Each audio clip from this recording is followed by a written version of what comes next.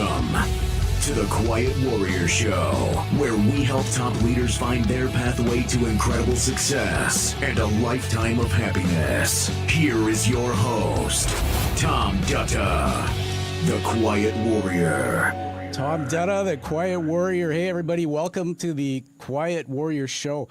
Excited to have on Mr. Walt Williams. He's in the green room, and I have a few things I want to catch up with you on. Well, we're live streaming. You've heard me say this before, but I'm just going to do it again. They used to say podcasts, and podcasts from that device Apple created. That's no longer. We're all shows now. So we're live on LinkedIn, Facebook, YouTube, and Twitter feeds. Welcome, Mr. Walt Williams. Good morning to you. How are you? I'm great, Walt. And I just wanted to take a moment to have you on the screen here and just say a few things about your background so our audience can know you, and then we'll get into it. Everyone, I'll put this in the show notes, but Walt sent me some info. I'm just going to pick off some really fascinating facts. You know, this guy likes puns. He likes puns, no pun intended, and he's an archaeologist. So I actually wrote this down to have some fun with you. I was going to say, hey, Walt, I hear you're an archaeologist, too. Does that mean you're always digging up new ideas for your novels? But absolutely. You see, he's polite, right? He would have gotten the old buzzer on that one. A little bit of background on Walt here. He's an information security executive by day, and secret identity is that he's an author. He holds advanced degrees in anthropology, archaeology, and is an avid historian, mystic, and poet. Noted for bad puns, we'll test that one out, willing to argue from any perspective. He's endured by his beloved wife, 2 daughters, lives in Sharon, Massachusetts. When he's not at home or at his computer, he can often be found haunting the various used bookstores of Boston. I think it's notable, Walt, to tell people, and we'll show pictures of this, that you've published. You're the author of 4 books. You can get into that. And you're also frequent panelist at ReaderCon and Aricia. Not everybody knows what it does. You can touch on that. And was a panelist at Bosconi in 2018. You've conducted readings from your novels and works in progress with those organizations and other venues. Pretty fantastic stuff. Where do you live right now? I'm still in Sharon, Massachusetts. I like to refer to it as close to heaven as we'll get on earth. Imagine a community where you can drink to water pumped out of the ground. It's clean, where you can swim in the lake in the center of town. Again, it's clean. There's 2/3 of the town are nature preserve between Moose Hill, which is the oldest Audubon preserve in Massachusetts, the Borderland State Park, which borders between Sharon, Easton, down at the south of the town. And we have 7 synagogues, 7 Christian churches, a mosque. There's so much interfaith dialogue that even though there's no place for the Hindu community to come together on Diwali, they come together at one of the synagogues. All the different congregations share members with each other because of the high amount of interfaith relationships. There's very, very little crime. It's not uncommon for the police blotter to say that, we've had to deal with a raccoon issue as the biggest crime of the week. And that's not to say bad things don't happen here. They're just rather rare. And we're only 30 miles away from Boston and Providence. So we're nestled between 2 of the biggest metropolitan areas in the Northeast. And we have that kind of relaxed community, a place where diversity is celebrated rather than vilified. It's a lovely place to be. It's been our home now for about a quarter century. Well, I love that. I love the fact that you've got your roots there, a quarter century. I was chuckling and laughing along with you when you were telling the story there, particularly about the raccoon story, and that's the biggest news. Hey, man, you're talking to a Canadian. Sometimes our American friends poke fun at our media because our biggest news stories might be a raccoon story. Also, I see there's a crate in the background on your background on the floor there. Belongs to a little kitty cat. I'm assuming you have a pet. Yes, Gwen for short, joined our family about 3 years ago. She's a rescue from a shelter. And we named her after the lead character in my first novel, The Garden at the Roof of the World, which I'm messing up the screen here. You're But just right. yeah, the story is about Gwen, who is confronted by a sorceress. Um, she's seeking help to save the life of her brother. And the sorceress is willing to help her on one condition, that she put her own life at risk to help save the life of unicorns. So one's life for another life. In order to do this, Gwen is going to have to travel across Europe and into Asia in search of where the Garden of Eden was hidden at the dawn of time. Because the only thing that will cure this unicorn is fruit from the tree of life. And so the novel is a story of her journey and of 5 other brave women who traveled with her from many different cultures, many different lands, to try to save the life of the unicorn that walked with Adam and Eve. Yeah, it's amazing. That's amazing. I always marvel everyone. We're with Walt Williams, who's written 4 books. You just took a glimpse of one. I always marvel, Walt, at the fact that writing a novel, how that can come out of somebody's imagination. I've read many novels, and by the way, they're not small reads. They're like 200, 300 pages. Where Right. my work's being non-fiction. But let's hold on that story about the books and all for a moment. And I want to take you into what we call Plato's Garden. Are you ready to go into Plato's Garden? Sure.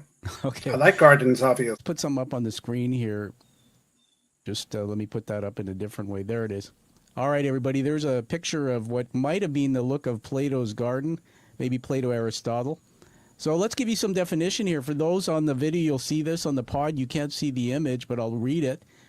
I know Walt knows most of this. Plato was an Athenian philosopher during the classical period in ancient Greece, founder of Platonist school of thought and the academy, from the word academia. And this was the first institution, apparently, of higher learning in the Western world. Now, one of the things that we're talking about in my educational program is what's called critical thinking. And critical thinking, and I know with Walt's background as an archaeologist, we're talking in critical thinking about connecting the dots. Basically, what are the influences of context on Walt's work, his public works? So, Walt, we're going to have conversations that are going to weave through 3 areas. Macro, so what was happening in the world around you that influenced your public works? Public works to me are your books and how you went out in the world, started doing something different than IT. Number 2 is meso. What was happening in your industry or sector that influenced this new direction? And 3 is micro. This is my favorite because it's about what was happening in your personal life that may have influenced your public work. So I'm going to get rid of that off the screen. I'm going to start off with positioning a bit of a big question, and then we'll just tell stories and riff around that. So are you ready? Yes, sir. All right. This partially came to me because of something you said to me. So I'm just going to read it. I have a bit of a vision challenge since my concussion, so bear with me. On a personal level, that's micro. You've faced tremendous adversity, yet you've achieved so much across different fields. Walt, when I asked you to write to me about why you felt your story fits the narrative of the hero's journey, which is Joseph Campbell's work, one that involves not just triumphs, but also those gut punches, those dark journeys that ultimately led to a deeper sense of purpose, you wrote to me this. On August 5th, 1986, I should have been decapitated. I have a hole in my spine, damage to bones, tendons, and brain. I'm in constant, often debilitating pain, yet I'm extremely successful in my career. The published author of 5 books, father of 2 wonderful women, and husband to the most amazing woman. How has this experience of enduring profound physical and emotional pain, Walt, shaped the stories you tell both in novels and in your professional work? Just start anywhere and tell us some stories. Well, first, I'll start with this thing that you see around my neck. It's I wear it because of that hole that you mentioned.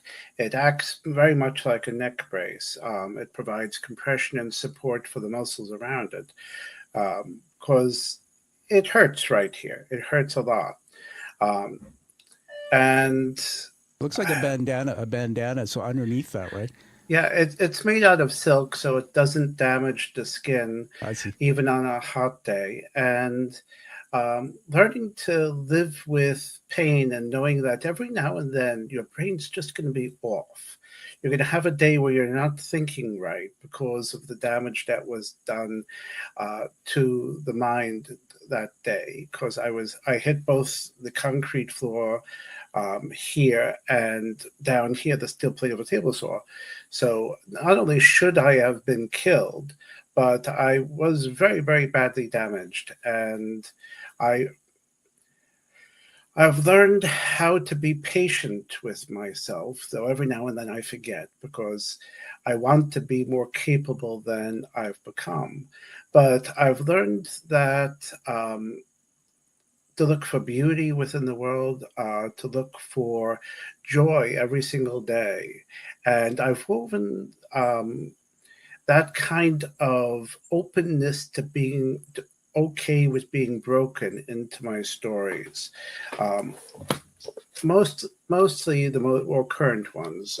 Yeah. Try to get this right so I'm people just can going to see put a it. picture on the screen Yeah, so that we can have a bigger image. Hold on. yeah. There's all your books, but that's the one. What's the one we're That looking?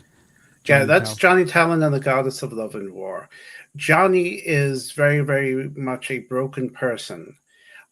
He's uh, doesn't really work well in his day-to-day life within the world. Uh, he drinks too much, he smokes too much, he's not in good shape, but he has a way of thinking that's unusual, and he uses this to help others. And his particular client is another very broken person. She's a prostitute on the run from a sorcerer who's trying to entrap her. And he's trying to entrap her using the soul of the only person she's ever loved, the soul of her deceased wife. And she's desperate to want to try to rescue that soul from this sorcerer and to keep herself from being entrapped by him. And it's a story about addiction. Hmm. Um, if you know anything about Sumerian mythology, the goddess of love and war, Inanna, was a very, very powerful person, very, very powerful goddess. But amongst the things that she introduced to the world beyond prostitution and lots of different fun things about sex was opium. Um, and she's credited in Sumerian mythology with introducing opium as this wonder drug through poppy tea, where you would drink it in order to feel better when you were hurting physically and emotionally. And we all fully know well how harmful opium has become within the world. It's Yeah. also the only drug that you can take when you're in pain from cancer. The opium derivatives are the only things that can deal with that level of pain. So everything within the story has that duality, both a positive aspect of it and a problematic aspect of it. And I'm exploring that in detail, very, very deliberately in the story. But I Yeah. start out by ripping open the idea that the world is only what we can perceive with the rational mind. One of the problems I've always had, you mentioned Plato earlier. I Yeah. much prefer Aristotle. Uh, Um, Tell us who why. was Plato's student. Aristotle was a bit more open-minded than Plato, who kind of saw the world in black and white. Yeah. Everything was in dialogue with the ideal of itself, and I'm not too fond of that. I think that the world is much more complicated, much more rich than that. Um, and so I'm very much an Aristotelian in my own thought processes. And I incorporate many of Aristotle's ideas into the exploration of the complexities of what it is to be human, what it is to be Yeah. within the world. And so um, it's a story of a journey through hell, like any addiction story is. But you don't go into hell alone, even when you're an addict. Yeah. You can go in with a guide. In this case, the story of the journey through hell is told from the perspective of the guide. Now, for anyone who's gone through addiction, um, you know full well that the guide who's helping you is helping you on your journey, something that you're going to discover together. And so he doesn't know where he's going. He only knows what he hopes the outcome will be. And so the story, while fun, and it's very fun. It's surreal. It's filled with lots of wry humor, but it's got at its core this guided journey through the hell of addiction to try to get back to who you are within the world, and that it's okay to be broken. That's I not love that. something. Yeah, Yeah. that's not something to shy away from. No, I love that. I love that whole concept of being broken. I have a lot of things I want to riff with you because this is storytelling. We're not talking heads here. But first, I want to just put something on screen. We got some people watching us live. That's pretty cool. There's a comment there from Derek Dombeck on LinkedIn. Derek's on LinkedIn, everyone. It's on the screen. You can't see it on the podcast, but he says, "Be kind, for everyone you meet is fighting a harder battle." Thank you, Derek, Absolutely. Thank you for chiming in, Derek. That'll be indelibly marked in the show. Fantastic. Everybody, we're live streaming, so if you are on, make a comment, chat with us so you can hear Walt's conversation back to you. Walt, just a whole bunch of things came to my mind, and you're such a good storyteller. Thank you. One of them, the word addiction, I have so much respect for that topic. My father, I mentioned to you, my father, maybe I didn't, but my father passed away in 2018.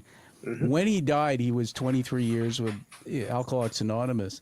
And my dad left home when I was young. I had no dad from the age of 12. Very violent man, drank all the time. I saw things no child should see, and I experienced things physically and mentally the same. And that shaped my work. That's why I do what I do, bringing stories. One of the things I also take note in is my work through mental health as an advocate crossed over into this area of drug addiction, opioids and things like that. Last story on that I want to tell you is I had a good friend who basically had a car accident. The car landed on top of him, hurt himself pretty bad, and they put him on OxyContin or some of these drugs. My goodness. And there's so much now out there, right? Documentaries about how the addictive drugs can be. Yes. I wanted to ask you just to go back into the story and just clarify some things. So in the daytime, you're an IT executive, you transition into this writing. Did that happen in the macro world and maybe crossing into that meso sector? Did this passion to start writing happen after your accident? And also, you said you hit a table saw, so it sounds like you fell.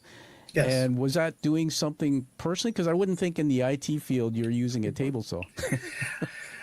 No. Thankfully, table saws are not used in information security. I was about to pursue a PhD in anthropology. I was working my way through a summer job in a maintenance shop. And the idiots who ran the place had stacked the wood vertically, not horizontally, and told me that I needed to help move the stack. And I told them it wasn't safe. They said, do it. Oh, my God. And I had a choice. I could walk Yeah. away, lose the job, or hopefully they were right and we could move this safely.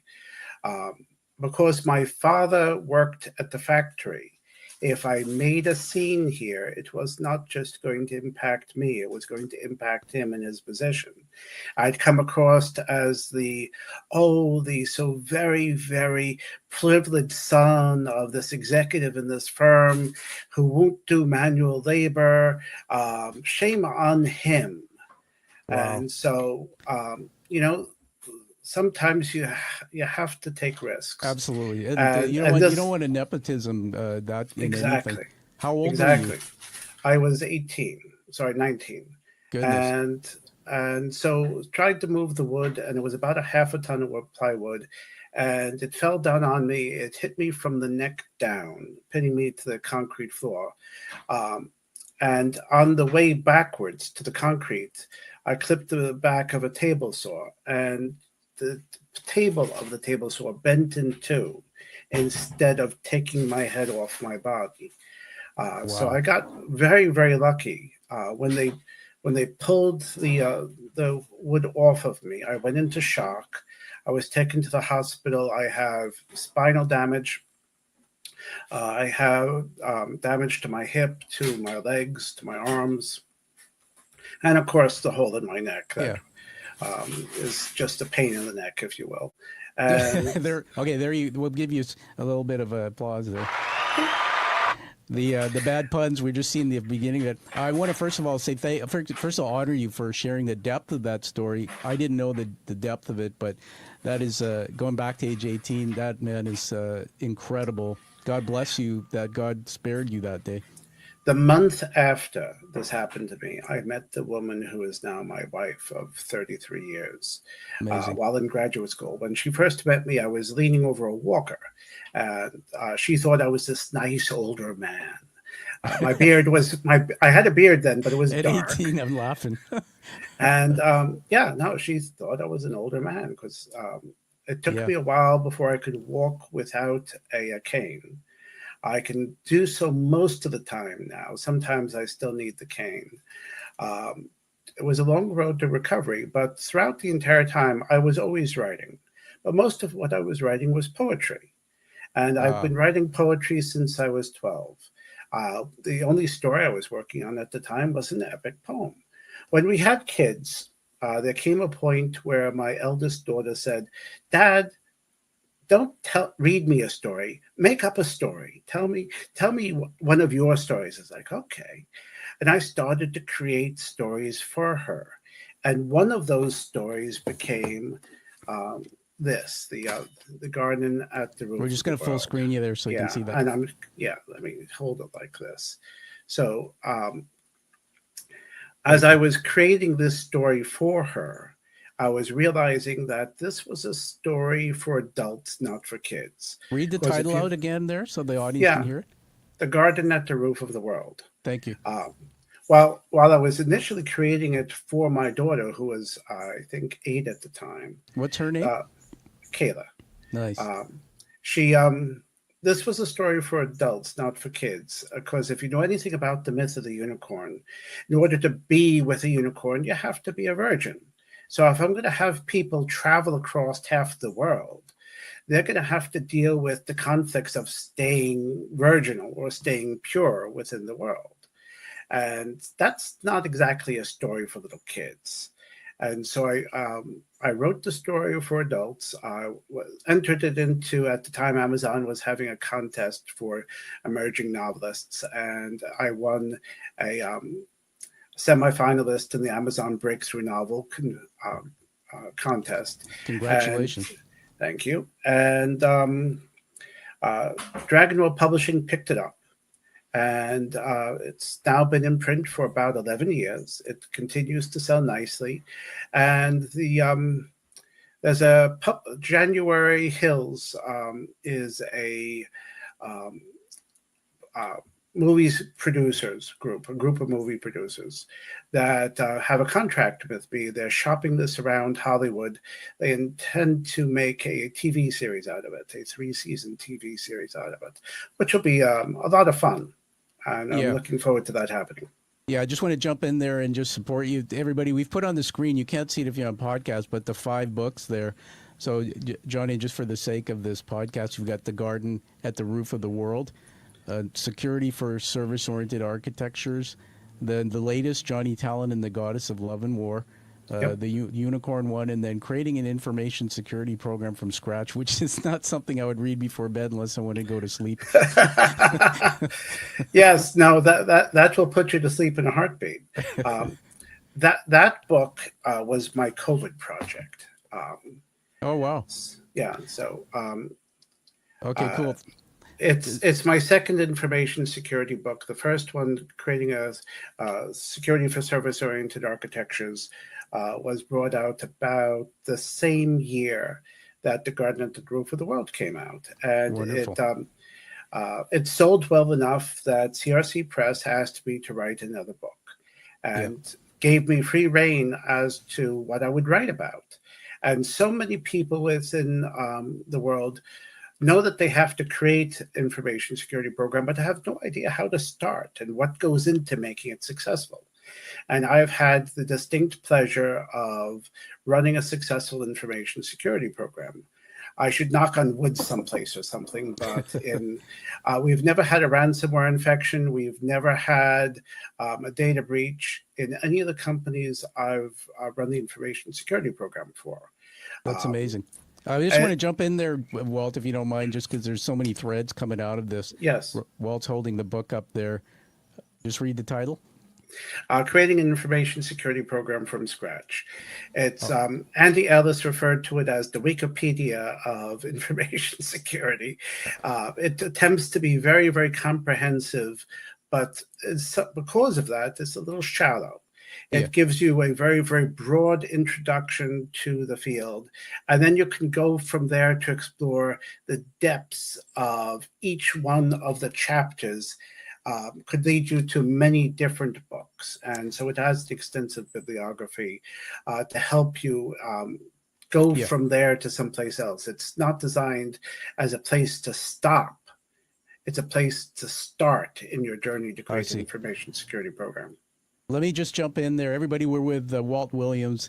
Walt's written 5 books. We're talking today about so many things. We're in Plato's Garden, actually, just connecting all the dots between what was going on in the macro world, in his sector where he works, and in his personal life as he created this, what I call public agency. So many things that are going through my mind. I'm just going to throw up on you. This is a storytelling back and forth, and to see if it evokes some things when you get to talk back to me. I'm just going to read something I had on my paper here. I had this question, and then I'll build on it. In Plato's Garden, we often explore the connections between different areas of life. How do you see the threads of knowledge from your work in information security, your study of history, and your personal experiences weaving together to shape your worldview? Just park that in your mind for a minute, Walt. I'm fascinated by people like yourself because I'll be honest with you. My background's being an executive, was a chief executive officer, and I had an IT VP and a department of amazing, talented people. We sold software as well in the company. It was financial services software. But I could never keep up. I would sit in a boardroom and guys would start talking and my brain locks up. I'm just not wired. And what's fascinating to me, and I wrote this down on the paper, so far, the hero's journey story I'm putting together here about you, the great Walt, you told us some little nuggets. One is you talked about writing poetry in your early years, age 12 or so. And still I was do. asking, and you still do. And what's interesting is they say people always have a dream or a passion or something that comes from earlier life, but they don't always follow that passion and turn it into something. Well, the sad day happened at age 18, the horrible accident. And by the way, we have to honor your wonderful wife who came into your life and said, I want you, despite how horribly injured you were. But then you told us you started writing through recovery, which is fascinating to me. Mm-hmm. So the question that came to mind through that was, when you were talking about opioids and things like that, are there parts of your book that, in other words, do you have to, in your life, portray those stories before you write about them, or can you, through your imagination, fictionalize the stories? Obviously, the deeper question is, did you, through the pain you had, get addicted to any kind of medications, or did you see that as something that was possible, and therefore you started writing about that journey that maybe you experienced through somebody alongside? Much like your father was an alcoholic, my grandmother and my grandfather were, and my grandfather was also addicted to gambling. So my father lost his dad when he was 10, where his dad just disappeared one day. Wow. And my grandmother, in a fit of alcoholic rage, once threw him out of the house.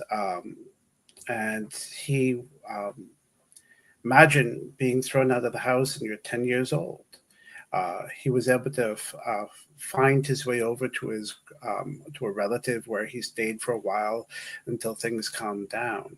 Yeah. And you never quite knew what you were going to get out of my grandmother. And so I watched and learned from him and from his situation how things like alcohol, cigarettes, harder drugs, etc., are traps. Mm. I can remember one day at a information security conference, I had a glass of a Mai Tai. Delicious. I love it. And all of a sudden, the pain was gone. And then about 20 minutes later, the pain was back. Mm. And I cried so much in realizing this is a trap.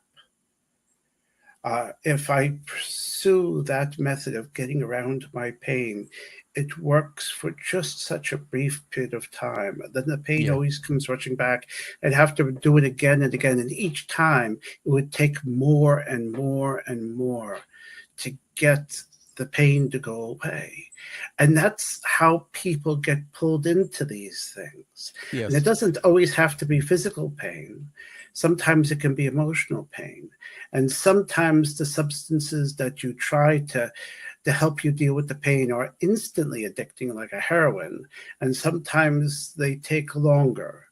But Yeah. regardless, I saw this trap, and I so longed for that moment of being pain-free. Thank you. And then I went and I called my wife and I talked to her about it. And I never forgot that. And that pain of discovering went into Johnny Talon and the Goddess of Love and War, where she, not Johnny Talon, but the client he's helping, who gives the pseudonym Eve when she first meets him. Yes. Because she's trying to hide who she is. She's ashamed of who she is. And part of what she's ashamed at is her addictions. Part of what she's ashamed of is that she's used sex as a way of having an income.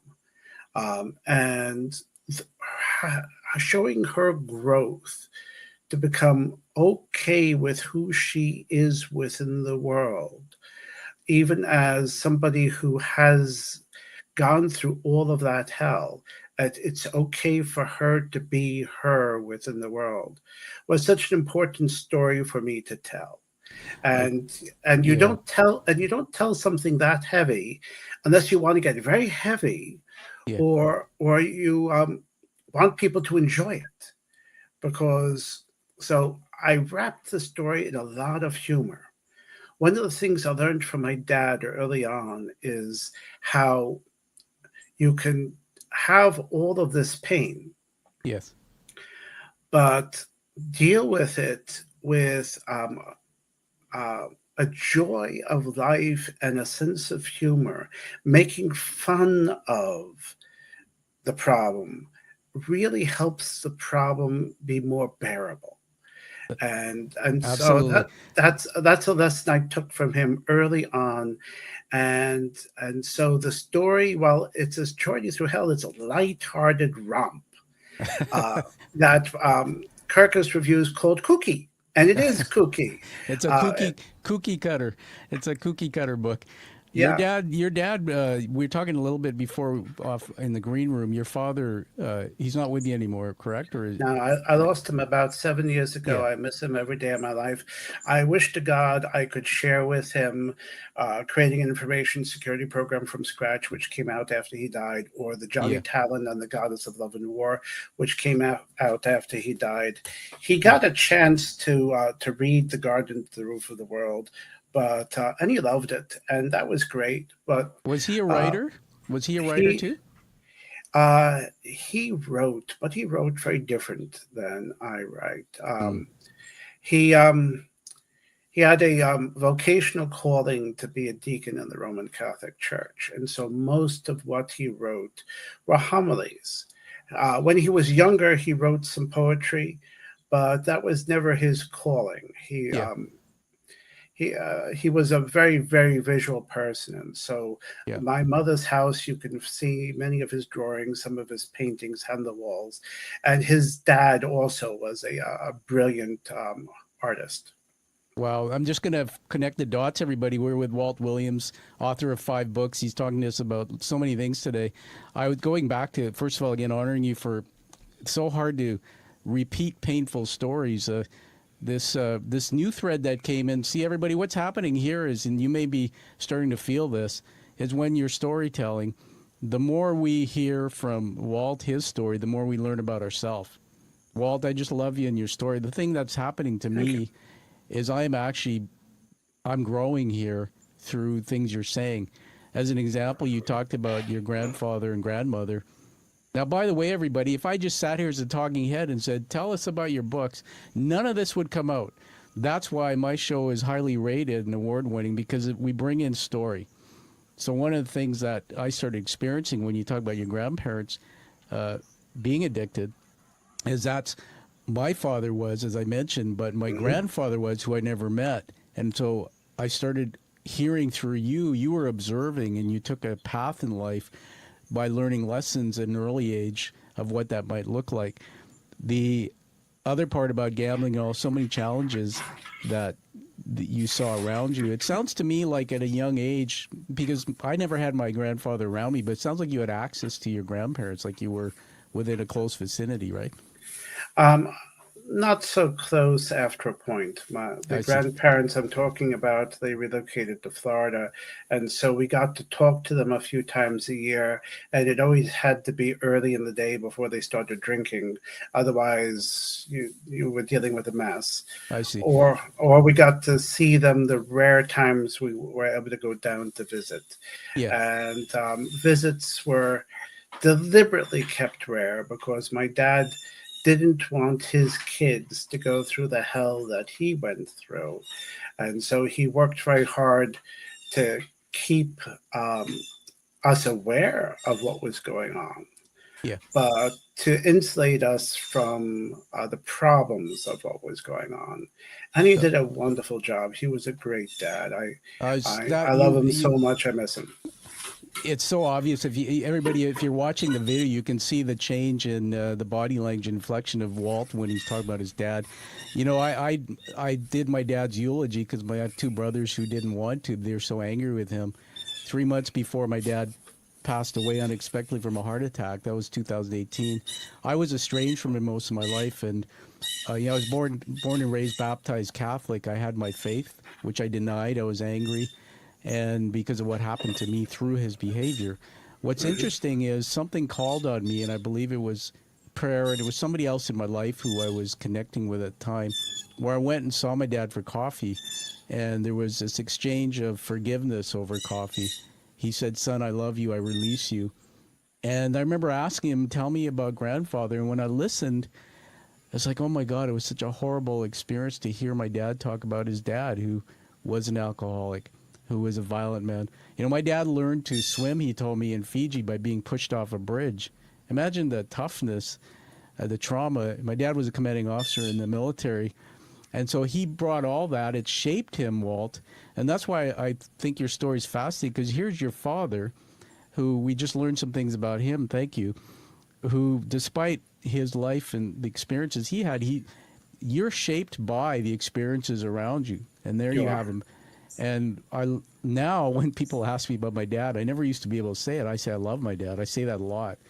And so feeling that for you is such a gift, because clearly, your dad shaped you. Where do you think your resilience came from? Look, I'll be honest with you. I just went through an accident myself that's nowhere near what you went through. But if you know my story, others do or don't. I was doing a ride to conquer cancer. It's 225 kilometers on a bicycle. And they do it annually here in British Columbia. And I was actually riding for a fellow who lost his 10-year-old daughter 10 years ago that day to leukemia. And there's a thread. Your dad had, I think you told me something about leukemia. Anyway, Walt, just quickly on the story, the rides of 225 kilometers, I trained hard, aboard a bicycle. I didn't even have one. This was 2018. Finished the first half of it. Go to have a shower. I fell backwards in the bathtub, and the full force of my body cracked a hole in the tub with my head and sustained a brain injury. Now, I hit the back of my head here, which is the vision center, so I have permanent photophobia. I can't filter light, so I'm struggling sitting here with my light. I have double vision, so if I look down on my paper and up at you, the convergence of my eyes don't come together fast. So my brain works hard. I'm here. I love my life that I'm still here. I went through that, and then I slipped into depression in the first 3 months after, because my whole life stopped. I couldn't walk straight. I couldn't speak properly. All of that over the last 5 years through therapy, neuroplasticity, I've improved. This is the thing that I'm so amazed with your story, man, that here you are and you told us about the pain and what happened. And you're an incredible guy. Look at the books you're writing, the stories you're sharing, this change others' lives, and the aura around you when you're talking to me. Now, I know that every day, and I'll give it back to you in a moment on this, I know every day is a struggle. And you talked about something very important. My father was an alcoholic, so when I was going through my tough times, I had suicidal ideation 3 months into my depression.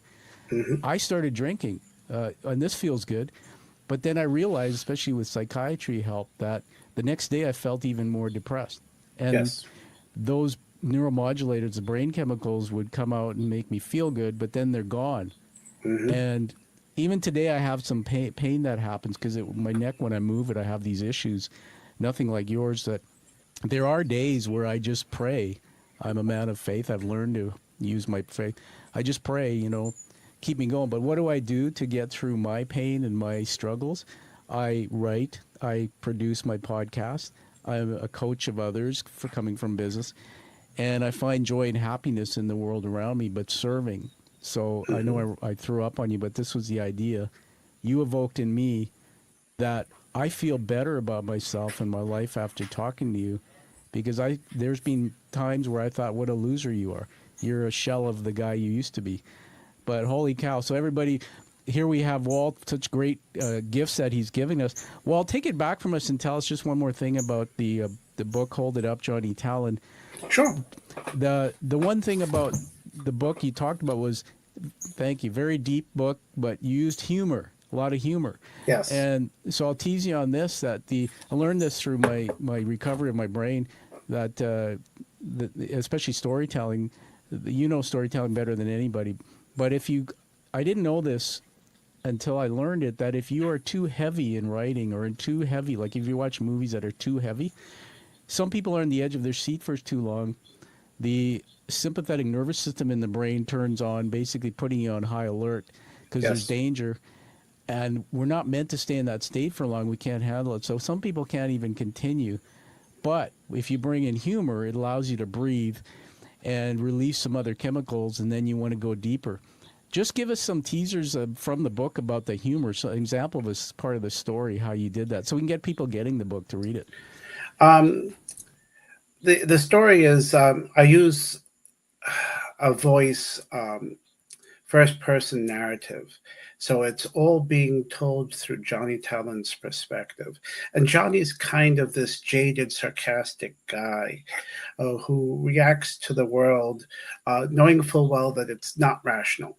And so he's constantly questioning everything that he's perceiving, but he's also making quips about it. Some of these quips are a way of showing his perspective, and sometimes it's a way of showing his experience. One scene that comes to mind, he has to take the only evidence he has of what's going on with his client to a forensics lab to have the blood on her dress checked out to see if they can track down who's the guy who attacked her. And while he's getting the dress to this forensics specialist, so many things are changing in a way that's driving him a little bit nuts. When he goes to his car, it's always a different car. Every time that he looks at his client, she's wearing different clothing. So he's wondering, as he's going to get to the office, is the dress still going to be a dress? And he goes into the office worrying, will the dress still be a dress? He opens up the door, and his first response is, and unfortunately, Gladys is still Gladys. And Gladys is the girl behind the reception desk who he's got to deal with, who's an ex-girlfriend of his that he had a complicated situation with. And that's just an example of his humor in the story that comes to mind. And it's such a delightful way of relieving the tension of being in a world where you can't tell what something is just by looking at it. Yeah. Your perceptions of reality are not reliable. You can't trust your mind, so you have to always be kind of questioning what is reality here. I do that very deliberate, and that moment relieves that tension, and it gives you a chance to also explore the dynamic of the dialogue between Gladys and Johnny, who doesn't want to take his check because his checks always bounced. Yeah. And you actually have the money this time, Johnny? Imagine that. Maybe you're growing up a little bit. Oh, and who's the super bitch that you're with right now? As Gladys talks about his client Eve, who's just kind of glaring at Gladys and Gladys's judgment of Eve. That's amazing. And Yeah. it was a lot of fun. A lot of fun to write. How long did it take you to write that book, the new one? It took me about 5 years to write Johnny Talon, the Goddess of Love and War. Wow. It was at points a difficult thing to write because I want to write about difficult things but make them light so that they're bearable. And that was hard to do sometimes. And also because my day job, when you're an information security executive, you don't exactly have a lot of free time in your day. I gathered. Do you go to an office or do you work out of a home office? Most days I work from right where you see me right now. This is my perfect. home office. Though I do have an office where I go into about once a week. Thankfully not today. And where I Is can it your own sit company? and do the Is it your own company or are you working for some? I'm working for a prominent New England firm that's been in business for well over 100 years, and I really don't want to talk about because they're a great firm, but this has got nothing to do with them. And I really, really try hard to keep the day job and the I respect that. Yeah. It's funny. Well, we could probably cover you back in to talk about information security. It's one of the things why I brought that up tongue in cheek about being a guy who gets confused about IT. Look, my mom's 88 and you, like a lot of people don't understand the jargon, the terminology, information security. One of the things that came out of just what you said and what you're doing in the writing is you're writing in a way to have people do critical thinking, connecting the dots. Like you said, you like Aristotle's way of thinking. Don't take it at face value. That's brilliant perspective. What's troubling me about the world, but we're not going to get into it, so I'm just saying this to riff on Plant a Seed. What's troubling about the world is, especially with all these cyber attacks and all this fake news and stuff we hear about, where you just don't know anymore. And in my doctoral, I'm actually looking at media. So your interview will be a blessed part of my thesis for me. But it's like, how do you know fact, fiction, opinion? And one of the things I'd like to do more of is educate myself. We just had a major cybersecurity issue here locally with a company called London Drugs, and it took down all of their stores. This is a massive thing, and it ended up the ransom was massive. So I think we're in a day and age where people need to educate themselves. I come from the world of business as a chief executive. I got to be honest with you, even sitting with you now, I feel a little not ashamed, but a little bit like I should have taken seriously the technology education and learned, especially as a high executive, because in today's world, you have to understand some of these issues. So let's park that, but I wouldn't mind having another conversation with you about that. Yeah, no, it's a difficult thing in the business world where you need to take risks in order to grow the business. Exactly. But you have to understand the risks you're taking. So ideally, you have somebody like me on your staff who can help you ensure that the risks you're taking in running the business are sustainable. And that's a hard balance to take, and that gets into a good part of what I get into here in this book. It's all about understanding risk management.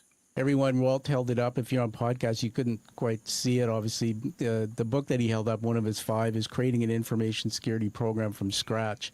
Yeah. I think I would recommend any of these books, particularly that one, to learn. I was just thinking with your bad puns, I came up with this other one in my head, probably so stupid, but you were talking about IT, and my brain just goes in different quadrants. So I thought about it, and I thought about that clown and Stephen. So Yes. maybe your next book is it with a big clown on the cover, the IT guy, it. No, IT is certainly a horror show. That's for certain. No, Um, thank you. Let me what? just take you on a different journey because we're moving to the Yes. end of close to an hour here. I want to honor you and have you talk about this because it's notable. In your bio, it says he's frequently author panelist at ReaderCon, Aricia, and there was Boston. something. Yes. Can you just, because we can't assume everybody understands what the heck all that is. Just talk about that because I'm fascinated by that. ReaderCon, BosCon, and Aresia are 3 conferences that are held in the Boston metropolitan area. Aresia is held every January, BosCon every February, and ReaderCon every July. And what they are is an opportunity for a group of people who love literature, who love media, to come together to share their love with each other. And so I'll go and I'll read from my unicorn book, or I'll read from one of my novels, but I'll get a chance to meet other authors. I'll get a chance to meet people who are making movies. I'll get a chance to meet people who draw comic books. I'll get a chance to meet people from the theater world who do costuming, who put on plays, who teach people how to do dances. So they're wonderful, wonderful communities. ReaderCon is my favorite of the 3 because it's so focused in on literature, and that's where my deepest love is literature. But Arisia is a lot of fun, as is BosCon, and they have wonderful guests of honor.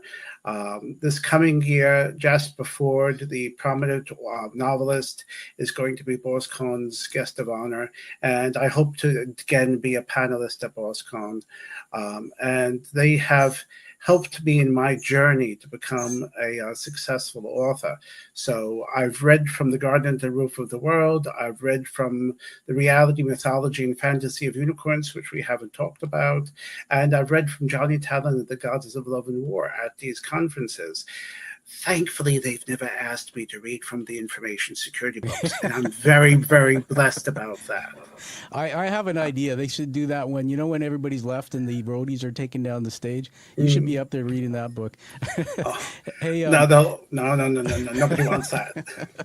hey, Walt, you did give us a thread about your father and something about being a deacon. Was he Yes. actually in the church?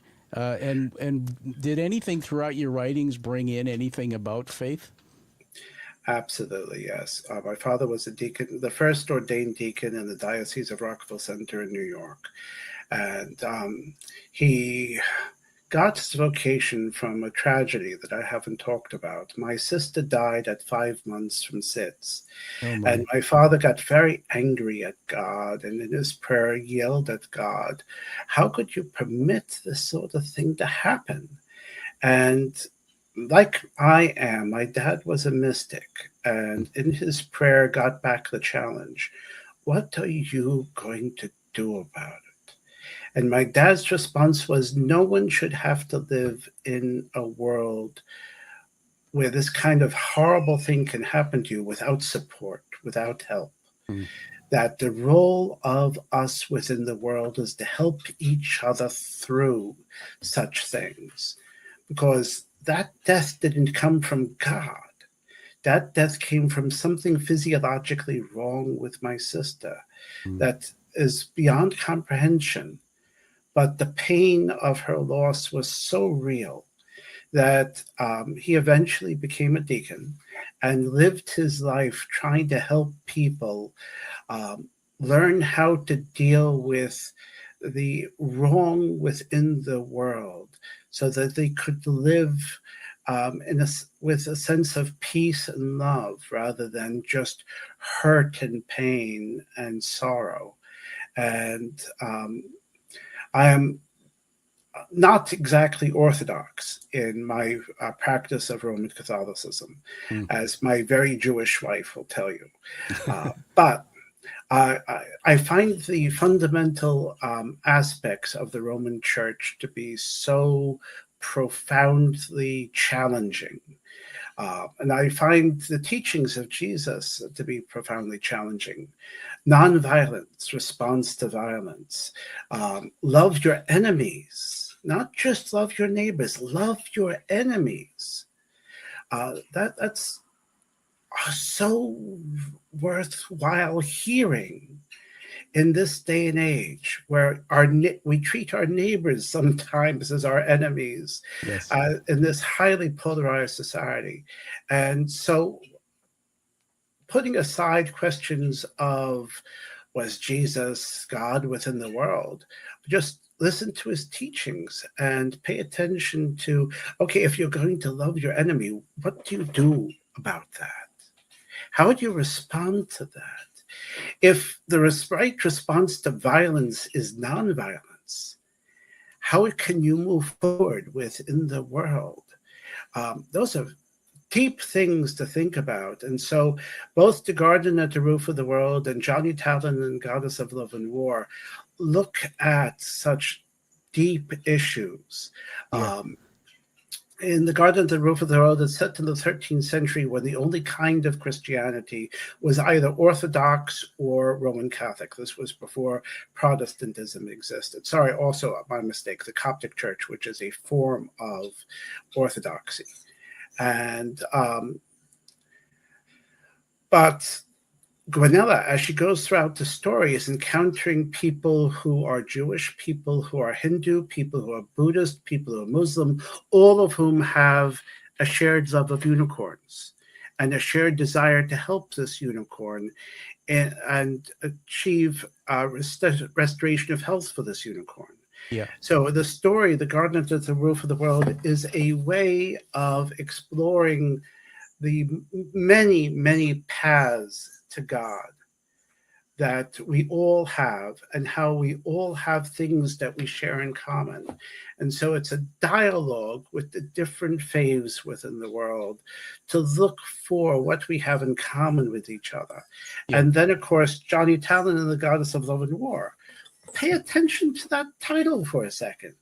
The Goddess of Love and War. Who are we to say that, if we're Christian, that Jesus was the only part of God that ever became incarnate?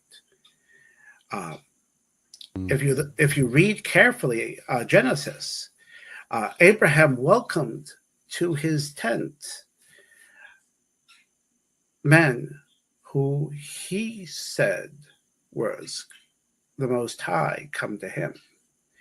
If you read any of the stories of Krishna, any of the stories of the Buddha, they talk about God becoming within the world. Yeah. Well, what if one of the creatures that opposed God in the dawn of time decided that I want to restore my relationship with God, and I'm going to follow Jesus's path and become a person and live within the world? And that goddess was the Goddess of Love and War, Inanna. What would her life be like? And so I'm taking a dialogue between Roman Catholicism and a very ancient form of paganism, and poking at Roman Catholicism with, you have an unhealthy relationship with human sexuality here. Let's explore that critically, shall we? And so while I talked about it as a story of addiction, there are other layers through my own faith where you can explore it very, very differently, as a critical. That book sounds like a fascinating book. What just quickly, what year did you write that one? This book came out this past February. So I wrote this the prior 5 years. So that would be from about 2018 through 2023. Everybody, I'm going to do a shout out. This is a good time for me to plug we're with Walt Williams, as you know, he's author of 5 books. Johnny Talon and the Goddess of Love and War, the latest. Listen, authors' work don't get known, everyone. I'm an author published unless we read their work, unless we do the next step, which is go to Amazon or go to goodreads.com, wherever the author hangs out, and post a review. Write what you felt and liked about the book. Please. Exactly. Please. But you got me going on, again, this is probably an interview part 2, but you got me going again. Thank you for the blessing of that talk about, we started talking about your father, the deacon story, and that led into you talking about how you brought some of this learning of your own into your works. I told Walt a little bit in here, everyone, about my story, but the part I didn't really talk about is this. I'm holding it up here. This is the Bible. This is one of my go-tos, and I'm just going to say something that might be controversial to some, but I come from a broken home and an addicted father and a pretty horrible upbringing. Turned out pretty good, in my opinion. I did. And my father recovered, made peace before he died. But when I grew up, what I saw in my home up until the age 12 or so didn't teach me what the Bible has taught me. How do you love people? How do you walk alongside people that maybe you hate? How do you feel good about yourself? How do you forgive? And when I had my brain injury, Walt, I asked my wife to buy me a cross. I wear it every day. And I would go to Costco at night stocking boxes of heavy produce because I couldn't work, so doing physical work. I was a mess. And I used to, in the car, just have conversations, say, God, just help me. I'll stay at Costco as long as I have to, but give me a sign. I don't know how to deal with this. And throughout my life, since 2018, and then the death of my father and all that, so many things I've learned just from understanding the teachings or the word of the Bible. And so I'm not here to convert people or make this into a religious show. The one thing I do want to say is I don't like the word religion. To me, my faith is about a personal relationship with one person, that's Jesus Christ. And when I read this Bible, the books in it just tell me through the eyes of others and him, sort of how do you navigate the world if you believe in that? And it's a personal relationship. It's saved many parts of my life. And also, Walt, I talk about it now more than I ever have, and I never used to talk about that subject.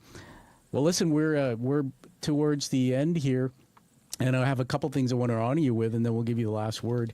It's been such a fun interview. I didn't expect it would be so amazing. I thought it would be talking about books and things, but you took us on journeys that have blessed us. So, first of all, I'm going to honor you with some words here. What I do is I have a piece of paper, and as you're talking, I script these words. They're leadership words, and what I would, in part, define Walt as. The first one is creative. Man, you're a creative guy, especially most people can't write one book, but the creativity in your mind, amazing. 2, resilient. You know why. We've heard your story. We can't imagine what you've gone through, but you are resilient. 3, I use the word maven. Now, if you've read the book Outliers, anyone, the book Outliers by Malcolm Gladwell, he says there's if you find people in the world who are mavens or connectors, they have either of these two. These are people you want to know. A maven is somebody that you go, if I want to know something about information security, oh yeah, I'm going to go to that guy, Walt. So in my mind, you're a maven in so many ways, particularly that. And the last one is love. Don't see a smile as much from you. You're a serious guy, but there it is. And when you have this humor, but throughout the whole interview, that comes out of you, love. And you know how you do it. And I just want you to know that I see it in you. And never stop. It's a blessing. And finally, we're going to give you an award today. So just hold on. I got to grab this off my studio shelf. I don't know if you knew you were going to get an award, but here it is. So I'm just going to hold something up on screen, everyone. So this is a challenge coin. Do you know what a challenge coin is? I certainly do. We use them in information security all the time. Oh, he's got one. He's holding it up. Look at that, dueling coins. Okay. So now I'm even more excited because somebody knows what it is. I don't have to throw up and tell you. But I will for the audience. In World War I, the story of these originated. And they were coins that soldiers carried in their pockets to commit community. Mm-hmm. And if you didn't have yours, maybe you bought drinks or whatever. But they're used around the world. Even in AA, Alcoholics Anonymous, they had their own version of coins. So the front of the coin, they're hand painted and crafted in the U.S. The front is the image of the Quiet Warrior show with some keywords, but the back, my favorite part of it is the hero's journey narrative is fully illustrated. And that is the journey that one might take in life. And so congratulations, you're now a quiet warrior. We have around the world people in that community. Thank you. Thank you very much. Authentic but fake applause there for you. There's nothing like authentically fake applause. You know, you don't get better than that. Well, it could get worse. The last time I did this, because I have this vision thing sometimes, I went to hit the applause button and I did this. So that sounds a bit more perfect for me, but yeah. That may be more of what you are, my friend. But by the way, this is fascinating to me. I have a dashboard in the studio. You can't see it, but it tells me the number of people who are live watching. And usually you get to the end of an hour, and it's diminishing. It's climbed. It's tripled. We have more people on now. Hey, good. Go you. Everybody, if you are on in the last 30 seconds or so, you can post a comment in your chat. It'll come up in the studio here. I'll try to pop it on screen just for the honoring of this story. But on that note, I want to give it back to you. Tell us where people can get a hold of you, your books, anything at all. And tell us this, that based on all the insights from your IT services or IT security career, the authorship, the injury, all the stuff you've been through, when you're done with this world, how do you want the world to look? Oh, I'm hoping when I'm done with this world that the world will be a slightly kinder, gentler place to people who are different than you. Whoever posted up in your chat earlier that when you look at somebody, you don't know the challenges they're going through, you don't know the journey they're going through. That's so very real. Everybody you meet is fighting a harder battle than you can possibly imagine. Please be open to that. Listen to each other. Ask questions. Live critically of yourself. How can you be better within the world? The better you within the world. Because you're the only you that's ever going to exist. So learn how to be authentically you. If everybody can start doing that, the world will become a better place. Because all too often we're afraid to show the world who we are because we're afraid that people reject us, people won't love us. And quite the opposite. People will value you for who you are, not for who they thought you were within the world. And that is so wonderful. It is one. Oops, I lost myself on my mic here. It is. I'm making mental notes here. Everybody, teaching moments. What Walt just told us. Go back and listen to it and take note of it. It's interesting because again, every time you talk, it has a thread in my mind somewhere. In the doctoral I'm doing, I'm in year 2. Hopefully, graduate in July next year. And your interview is really helping me. One of the themes I'm looking at. So I'm basically critiquing my public works, and the university has helped me. And one of the themes I'm looking at is masks and identity, and this whole concept of who are we? Are we really who we say we are? I'm just going to play with you here and put this over. Awesome. I actually have 4 masks, and I started even before I started my education program. Just when I was injured, like you said I started writing when I was COVID times or whatever. I had this fascination, and I had a mask made by a Hollywood mask maker who worked with me, depicting the 4 types of things that we see in me. And so this whole idea, I wrote it down in my paper. Walt told us this, that great last piece, but I wrote this down too. It's okay for you to be you. That is amazing. Should be a T-shirt on that or a mug or something. It's okay to be you. So on that note, I want to thank you for being you, Walt, and you're welcome. And everyone, find that true passion like you're seeing in Walt's public works, and find that life that you deserve and live the life that you desire. And we'll see you again on the Quiet Warrior Show. Walt, have you back again. It's been amazing. Tom, it's been a pleasure. Thank you so much. You're welcome. Thank you for listening to the Quiet Warrior Show. Create is a motive-based leadership development firm. www.kreat.ca